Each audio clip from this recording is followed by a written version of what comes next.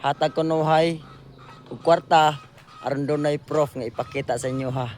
Para sa inyo kung mutuo og sa dili nga kanang ilang mga kwarta gipanghatag diha dunay tinuod dunay puy dili.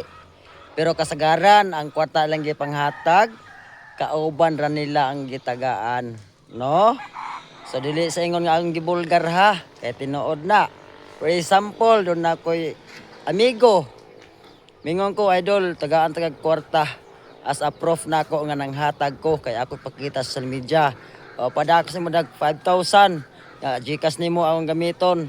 Pagkahuman ana, ibalik na diha sa iya. No? Kay barkada man. So tinabangay man na sila.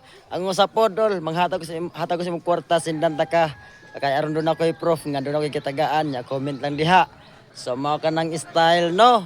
Pero ang tinuod diha tagsaragi gitagaan ug kwarta nga tinuod nga tao nga laing tao. Sa karon diha hatag ko nuhay ug kwarta aron dunay proof nga ipakita sa inyo ha. Legit na akong istorya mga kaidol. Kay experience na ko na.